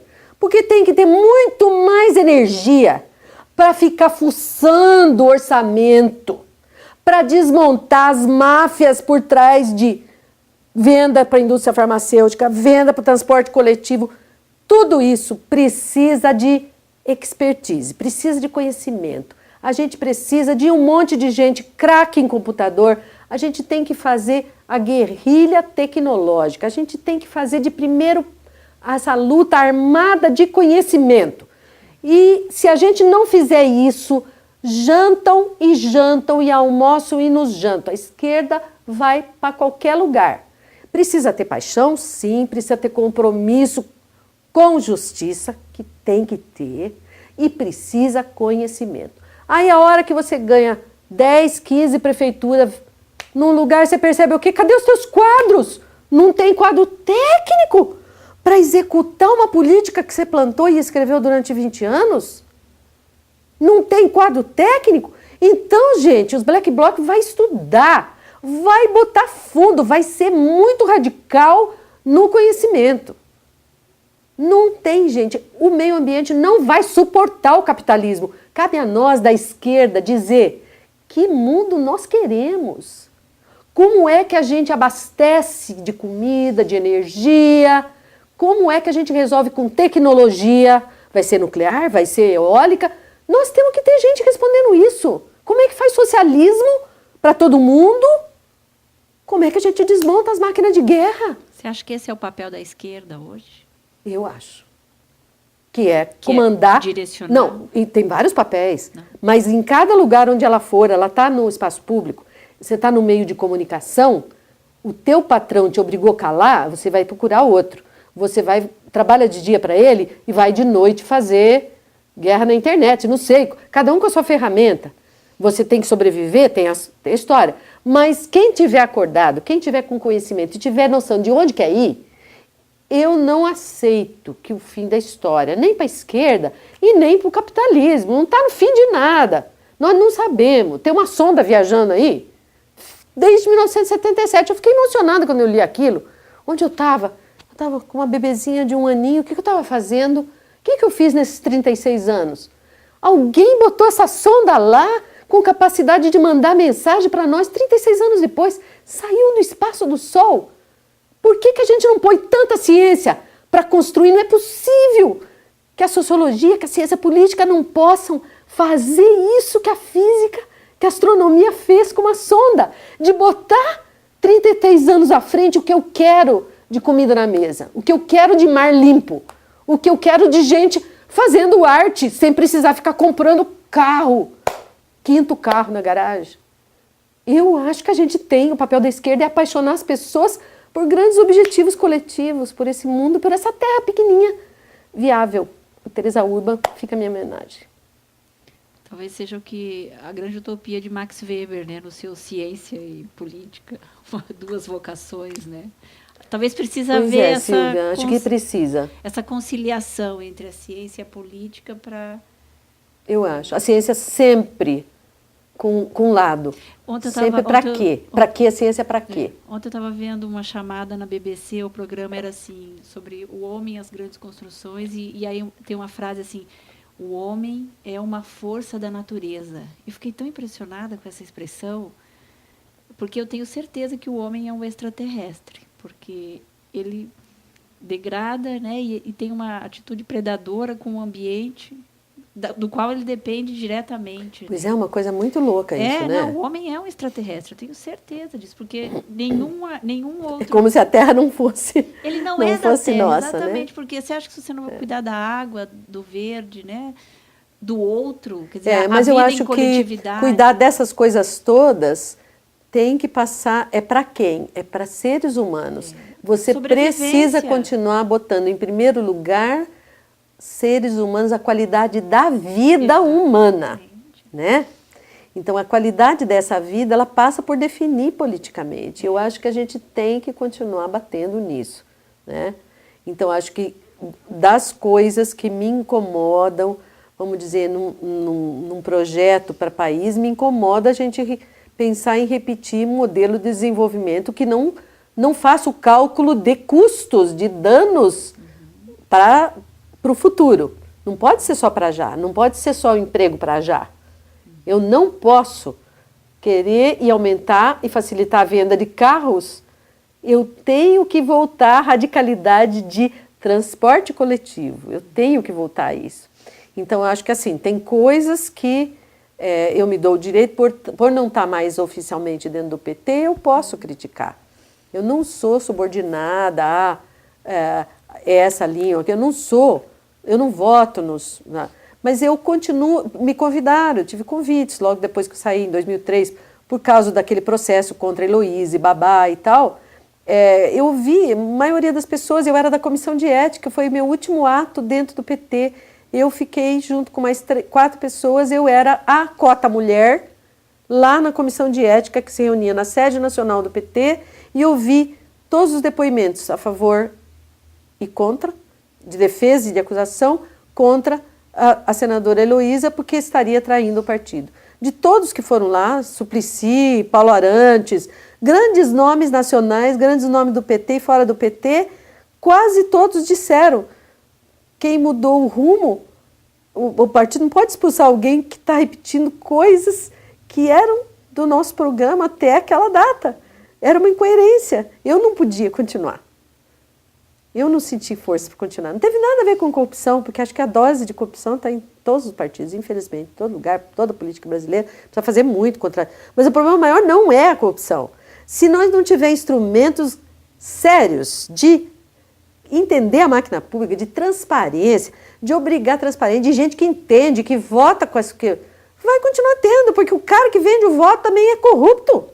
O povão é corrupto, apoia, e ele não acha nada muito sério, não. É como o tráfico, então, né? Assim, só existe o tráfico porque existe o consumo. Trafica, usa, tal.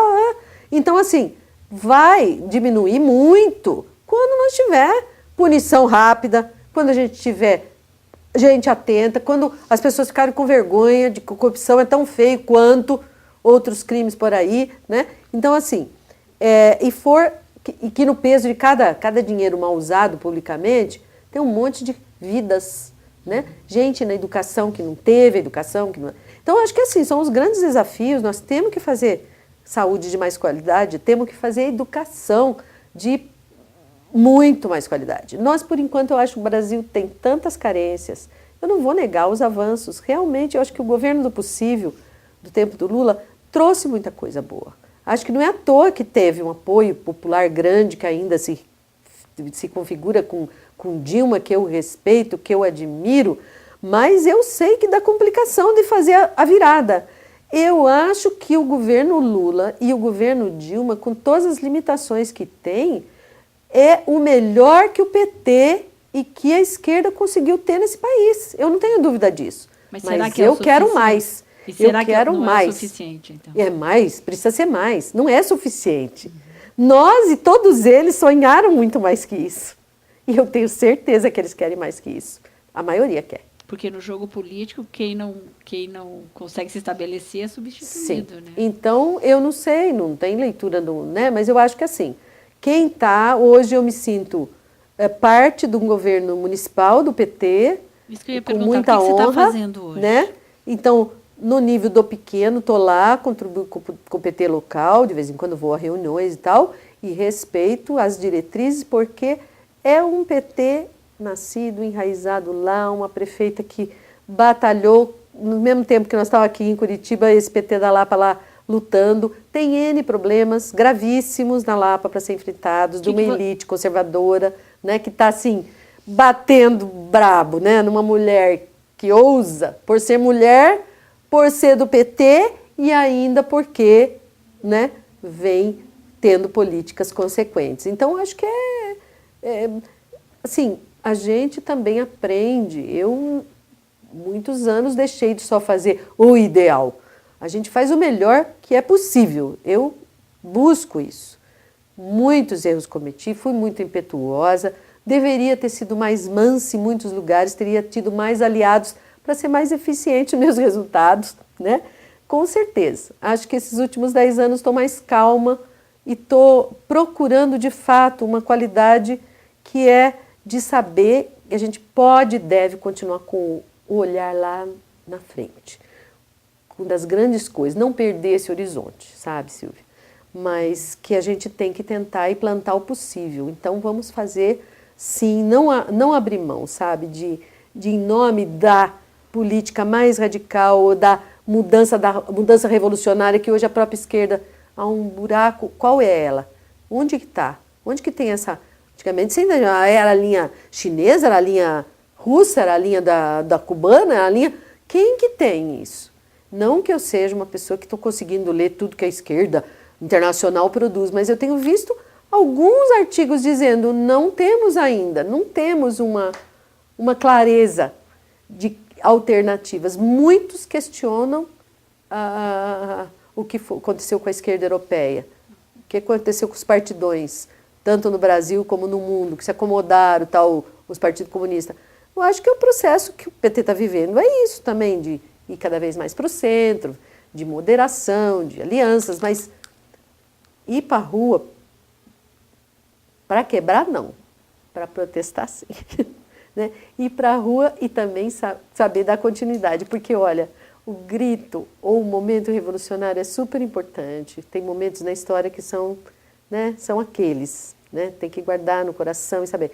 Mas manter e fazer acontecer aquilo que você conquista é muito importante. Então, eu acho assim, se a gente conquistou, ainda que uma democracia bamba, né, mal das pernas ainda, desinformada, é avançar nisso.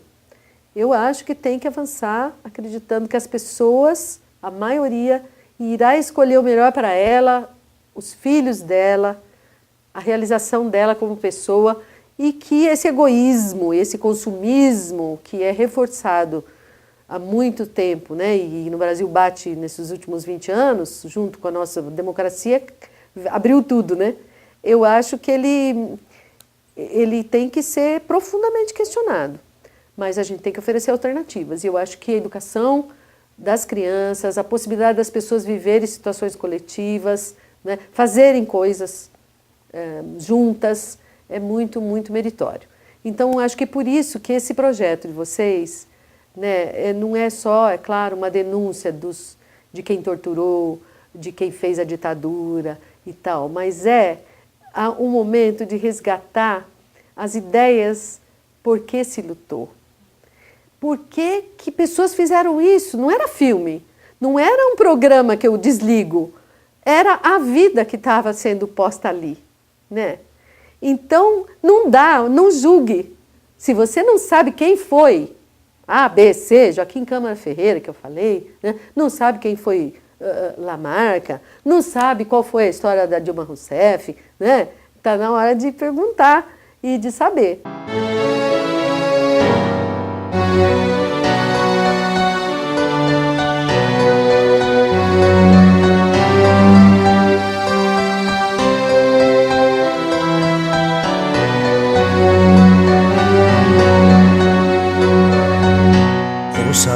Esta canção, ela fala pra você. Ela fala de um tempo que ninguém pode esquecer, de um tempo em que alguns homens impuseram a tirania, muitos outros responderam com a sua rebeldia. Os tiranos implantaram longa noite de terror, tentaram calar a todos, provocando muita dor. Censuraram a cultura e toda a cidadania, calaram toda a voz, promovendo a vilania.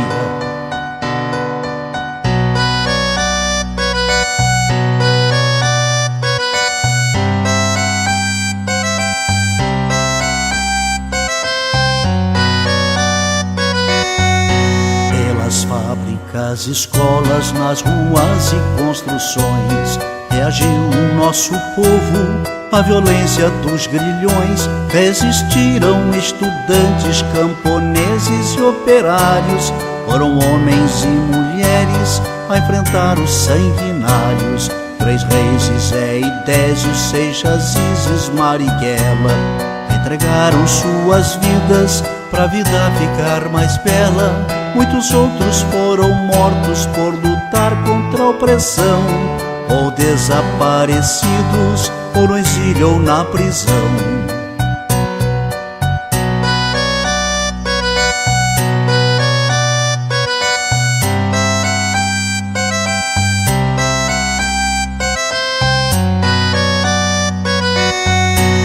Com a luta desses homens derrotou-se o opressor.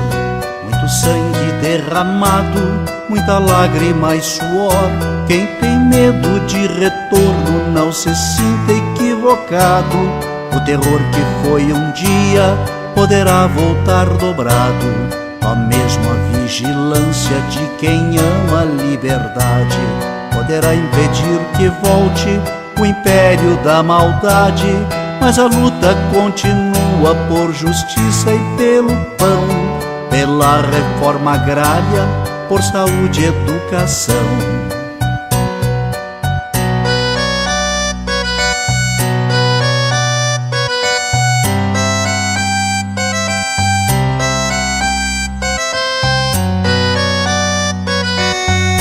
A miséria ainda se espalha, a violência é assassina, juventude sem futuro, a história nos ensina. Só unido nosso povo vencerá a exclusão, um homem tendo por outro sentimento de união. O recado já está dado pro vizinho e seu irmão. Quando a luta cai, o outro estende a mão. Não se cale quem tem fome, quem tem sede de ternura, pois a vida favorece a quem luta com bravura.